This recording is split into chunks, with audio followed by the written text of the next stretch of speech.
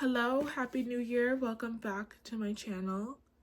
And today we're gonna psychoanalyze myself, aka explain the atrocities and crimes that is my Apple Music replayed for 2024. This was something I was planning to do before the new year, but I got caught up with friends visiting, work, and spending time with my family that I didn't get around to doing it earlier. So we're doing it now. I was looking at my other ones, but let's see. And I'm gonna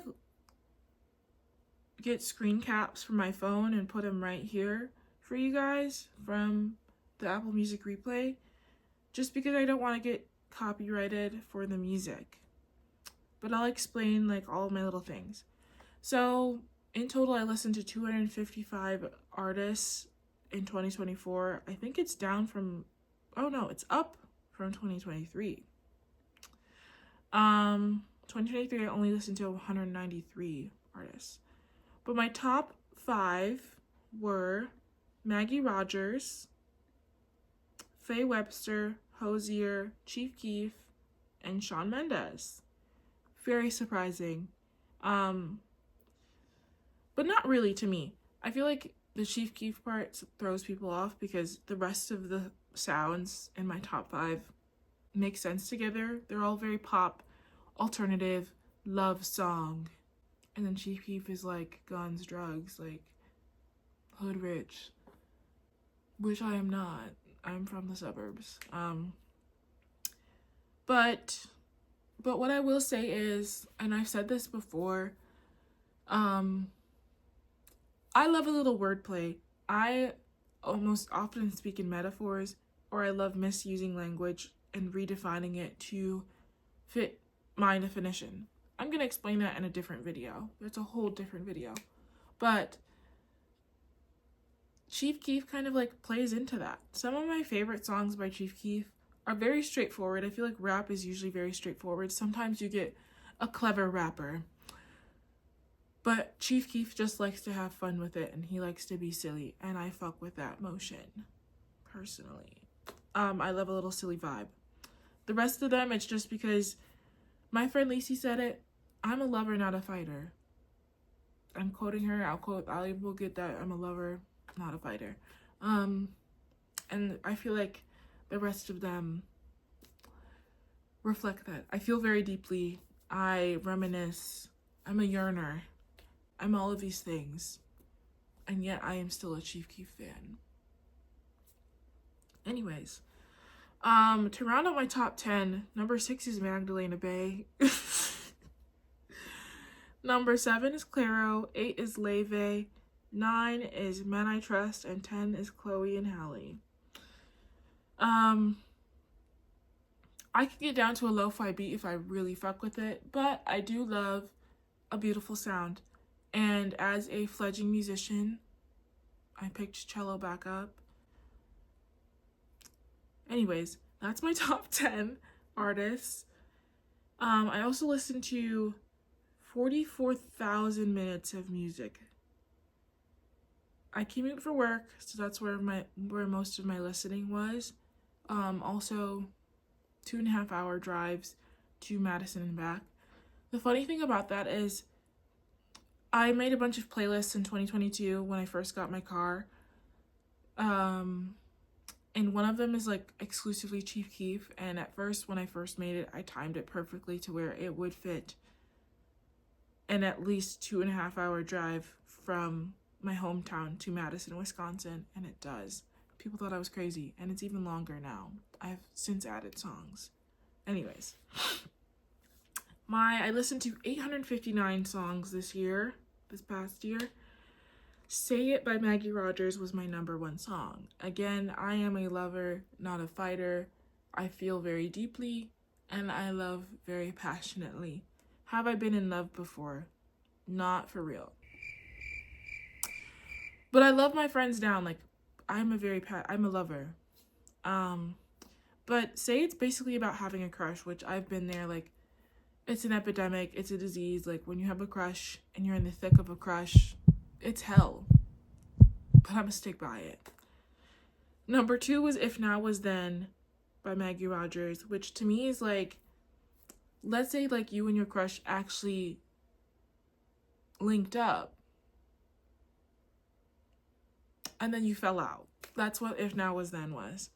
Why by Shawn Mendes, kind of the same as Say It by Maggie Rogers, except like situationship vibes. Why are you dancing around each other? Why are we avoiding the truth?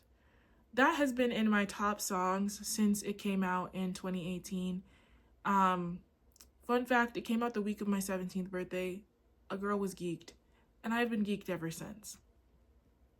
Sedated by Hozier. That is a riddle and a wordplay if I've ever heard it of a song. I did a lyrical analysis on it on my blog. I'm gonna link it below. I also did a lyrical analysis of Say It and If Now Was Then on my blog, also below. Number 5 was Where Were You in the Morning, because real. 6, Don't Forget Me by Maggie Rogers. 7, Dog Years. All of my friends are long distance. It's a war zone. 8, All Night by Men I Trust. Banger. 9, Sometimes by Faye Webster. Banger. 10, Ungodly Hour by Chloe and Halle. Banger. Anyways, my top genres were alternative pop, hip-hop, indie pop, R&B, and soul. Which doesn't surprise me. I feel like it changes a little bit. I'm pretty sure last year there was some jazz in there. But that's been like my vibe for the past couple of years, especially through college. But yeah. I don't think you need to know my artist by month, but I think the thing I'm most proud about is I listened to so many new albums, so many new artists, and I hope to do a lot more of that this coming year. It was 44,512 minutes, 255 artists. I was a top 500 listener for Maggie Rogers, top 1,000 listener for Chloe and Halle. I think it's really, it's really beautiful to see. People do oftentimes get curious and they question my reasoning for listening to Maggie Rogers, Chief Keef, and Hozier all in the same. Those exist in the same place. Oh, I broke it down month by month. Crazy. For December, my number 1 song was Dreamcatching by Magdalena Bay. Why do those all exist in the same place?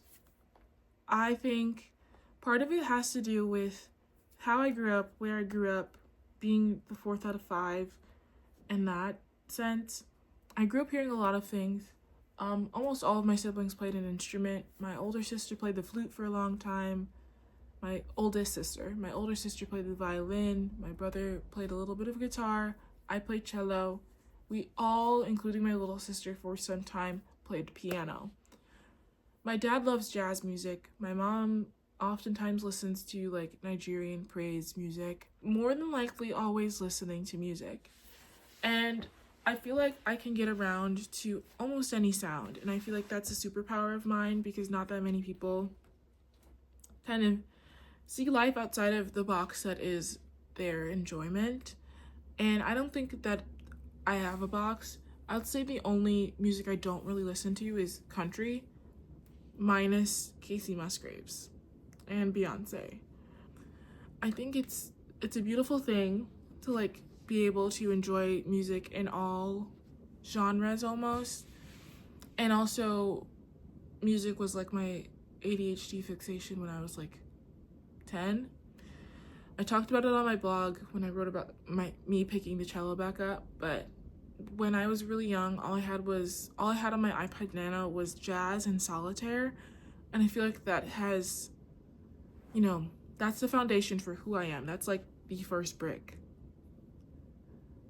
Because now I like knit and I crochet and I play cello and I work at a bead store and I make jewelry and I do all these things.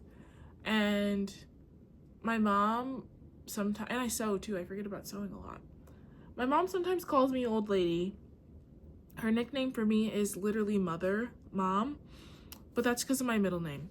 I think that my music is a little reflective of that, except for like me listening to like Chief Keef and Young Nudie and Gunna and Future sometimes, because like sometimes you need to get a little hood rich. I don't know.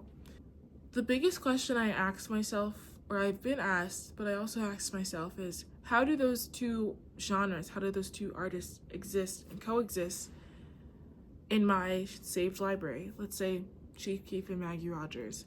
A very yearnful, like a little sad girl. Well, not really. I don't think it's that sad. Like she has some hits, but like very like yearnful, insightful music, and then like Chief Keef. How do those exist in the same place? They do because I allow them to, but also because I love a little wordplay. I mean, writing is it's always been a hobby of mine. And I think music, as important as the production is, so is the lyricism, and you can have fun with your lyrics. You can fuck around with your lyrics, and I feel like Chief Keef is a very silly rapper. Sometimes he's clever. He's especially clever with production, but he's a very silly rapper, and you can tell that in his lyrics. And I think that's like the shared appreciation that I have for those two artists is production-wise, they are very like cunning, very clever, and they have heavy-hitting lyrics sometimes. And I think that's the fun of it all. Anyways, that was my 2024 in music. I don't have any like music goals. I just want to like branch out a little bit more than I have in 2024 this year. I also want to start learning like compositions and learning music theory and learning how to turn and play songs that aren't traditionally played on the instrument that I play. Most songs you can play on a piano, most songs you can play on a guitar. Most songs you cannot play on a cello.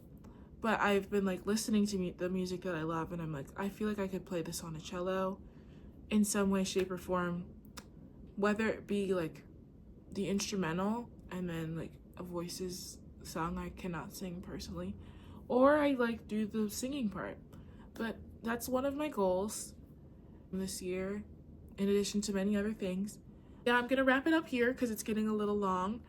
Next time, I think we're gonna talk about a new concept that I came up with because I am full of myself, Ashleynomics, which is basically just me going through the vocabulary and dictionary I've created from words that actually exist in the Merriam-Webster dictionary and concepts that actually exist in real life, but me spinning them to fit my narrative. So that's a little sneak peek. I hope you guys had a wonderful holiday season with your family, your friends, whoever, your loved ones, whoever you celebrate with. And cheers to more cheeky fun on YouTube in 2025. I'll see you guys next time.